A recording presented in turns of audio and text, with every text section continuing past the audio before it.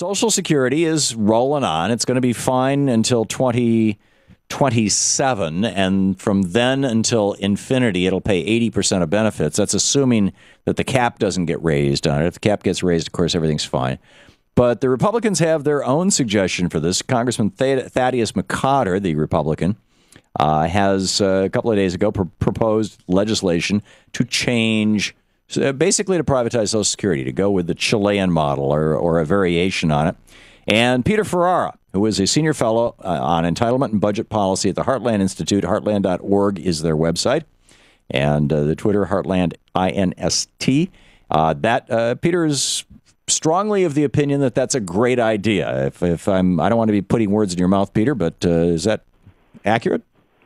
Absolutely. The experience in Chile was that working people gained enormously from that the freedom to choose a personal account, and nearly 100% of workers made the choice. And well, that's because in 1981, the military dictator Augusto Pinochet shut down the public program. They had no choice. No, they did have a choice. Each worker individually, one by one, had the choice, and 95% the choices that they had was among the different, the programs are called AFPs, Administradio de Fondos de Pensiones. That's not the only choice they had. They had a choice to stay with the old system if that's what they wanted. But they could no longer pay into it. Made the choice for the personal accounts because the personal accounts paid higher benefits but required only half the payments because they earn real market investment returns. The public system is just based on tax and redistribution and doesn't make any investments at all. Well, here's a summary from the Chilean government. In 1981, the Chilean government under Augusto Pinochet took the step of phasing out that country's troubled, publicly funded Social Security program and mandating participation in a system of privately managed individual accounts. No, they didn't mandate the participation. They gave each worker individually a choice. 95% of the workers chose the personal accounts. That's one experience is why the Chief Actuary of Social Security scored McCotter's proposal with the assumption that 100% of workers would choose the personal accounts because they're so obviously a better deal. Okay, so now Chile, when they made their transition to these private accounts and they phased out the public accounts, they had to pay for that. There was an enormous cost, and in fact, right now our OMB is saying if we did something like Chile, it would cost us $6.9 trillion to make that transition.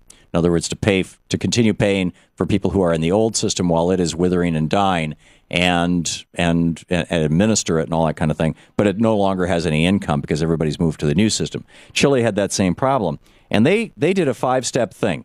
They cut social expenditures, including health and education spending. They laid off tens of thousands of teachers. They cut healthcare programs. They introduced a value-added tax to pay for this. They raised taxes. They cut lifetime benefits that were required, Social Security. They sold off government assets, including government buildings, and they issued debt. In fact, 40% of the annual costs for this thing were the result of debt. Are you recommending that the United States do the same thing? What they did in Chile is they financed half of it by cutting government spending and half of it by borrowing. But under the McCotter bill, they finance it entirely by cutting government spending. Okay, so you want to take the Chilean part of laying off teachers and firefighters and folks like that, and that's what we should do here in the United States. We should cut the government spending part. If they did this, that would create jobs because there are mighty rivers of savings and investment going into those personal accounts, which are going through those personal accounts right into the economy today. So that would create jobs and bid up wages, so it actually would benefit the economy enormously today. Okay, well, two questions for you, Peter. Number one, you're right. It will create jobs because with the AFPs, these what do they call them in Chile? These it's a Spanish term. Administracio de Fondos de Pensiones. Right. They have gone from none to thousands of them, and they're competing with each other. And as a result of that, they have to pay sales staff. They have to cover marketing expenses. They fiercely compete. The upshot of these is that 50% of all the people who are enrolled in Chile's old system, and now they're bringing back the original Social Security program. By the way, Michelle Bachelet brought this back, and they're transitioning back into a federal program. That's inaccurate. But the upshot of this is that 50% of all Chileans switch programs at least once a year. And when you look at the returns, for example, the average rate of return on accounts from, say, 1992 to 1986 was 15.9%. Pretty good, huh?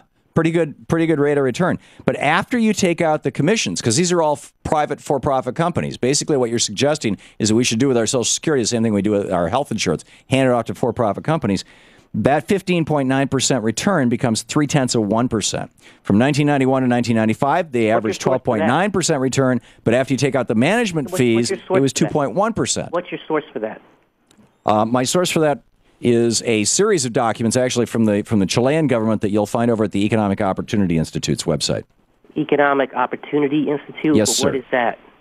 Because that's completely inaccurate. They earned far higher returns in those accounts than even I or any advocate of personal accounts would ever dare suggest could be earned over the 30 years that's been in operation. Okay. That's why they are enjoying twice the benefits under this. This came from the Congressional Budget Office from a paper titled "Social Security Privatization, Experiences Abroad." Yeah, well, I challenge that. I challenge that as the source. I don't. It was published in January of 1999. I recommend you check it out. It says that because that is not remotely accurate. It's a gross distortion. In fact, according to the Congressional Budget Office, they said that looking at the Chilean program, they said for a new worker enrolling in 1996, the 3.5% gross yield actually amounted to a minus 6.8% return after taking management fees into account. But the other concern that I have... I dispute that CBO said that. I'm disputing that they said that. Because they've earned twice the benefits under this account while paying half under the personal account system, while paying half what was required under the old system. Well, okay. Here's my two questions. In Chile, than any government program in America. How can any system where they're skimming 15-20% off the top to pay for? They don't skim 15-20% over the top. Their management fees and under are averaging between 15 and 20%. Just like they are with the healthcare industry in the United States. Under McCarter's bill, here it's even more. We designed it so the administrative costs would be negligible. There would be virtually no administrative. So you're not going to allow companies to compete for your money.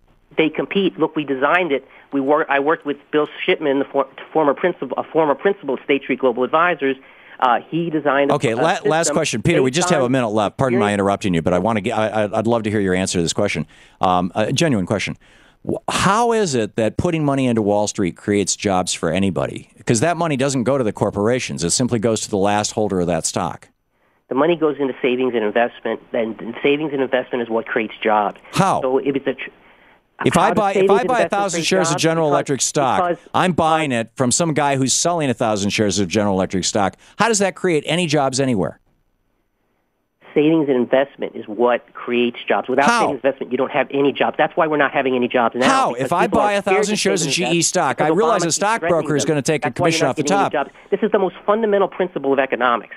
That savings and investment is what creates jobs. And you ask me how? If you're talking about IPOs, where the money is actually going to the company, when you buy it I would not disagree with you. If you buy stock from one guy, what is that guy who gets the money? What does he do with it? If he's a stock speculator, he's going to buy some other stock. Yeah, so it goes so then it goes to the economy. So just like when you put the money in the bank lends it to somebody. So when you buy the stock, then the guy you bought the stock from has money to invest somewhere else. So that's our new economy. This is the Thom Hartmann Program. Peter Ferrara, Heartland.org is the website. Peter, thanks for being with us today. Thank you for having me on the show. Sure.